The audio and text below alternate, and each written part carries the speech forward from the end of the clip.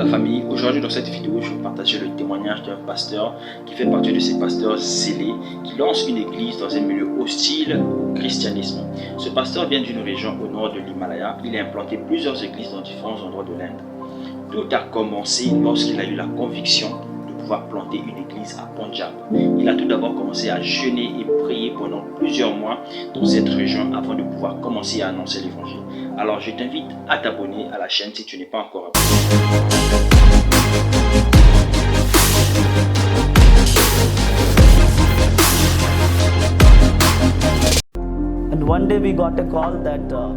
Un jour, on a reçu un appel disant qu'une fille avait été mordue par un serpent.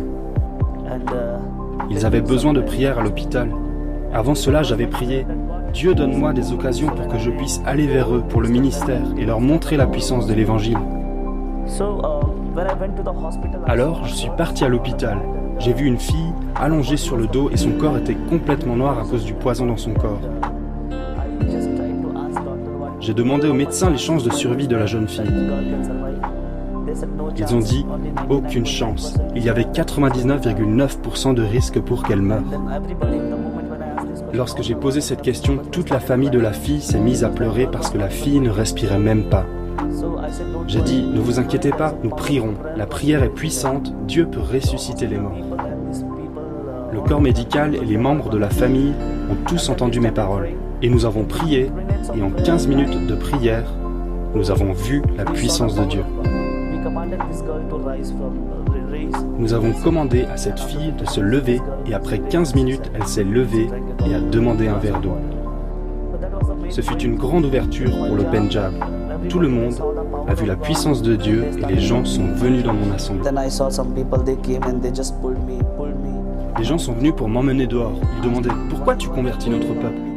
Pourquoi tu leur donnes de l'argent et tu leur fais changer de religion ?»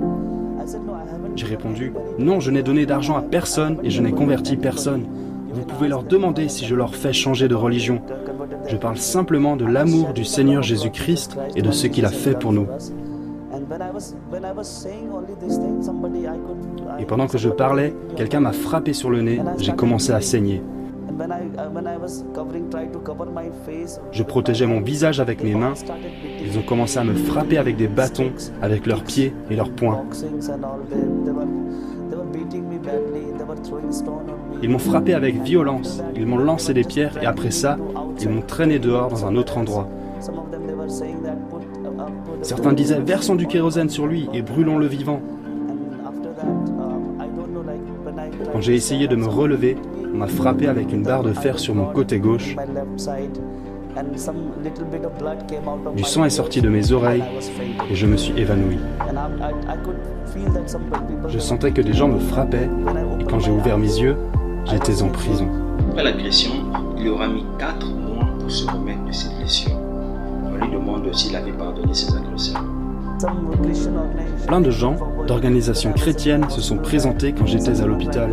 Des commissions pour les droits de l'homme sont venues me voir et m'ont dit « S'il vous plaît, donnez-nous un nom pour que nous portions plainte. » J'ai répondu « Non, je ne veux pas porter plainte contre eux. » Parce qu'ils ne savent pas ce qu'ils ont fait. Je continue à prier pour ce village, parce qu'il faut que tous ces villageois sachent qui est Jésus. Je les ai pardonnés, bien sûr. Je les aime. La Bible dit dans le livre de Luc 21, verset 12, « Mais avant tout cela, on mettra la main sur vous, et l'on vous persécutera, on vous livrera aux synagogues, on vous jettera en prison, on vous mènera devant des rois et devant des gouverneurs à cause de moi. » Oui, assurément, si tu annonces l'évangile, tu seras persécuté. Oui, tu seras persécuté. Paul a dit, l'évangile est une puissance de Dieu pour le salut de quiconque croit. Nous sommes obligés d'annoncer l'évangile pour sauver un grand nombre de personnes.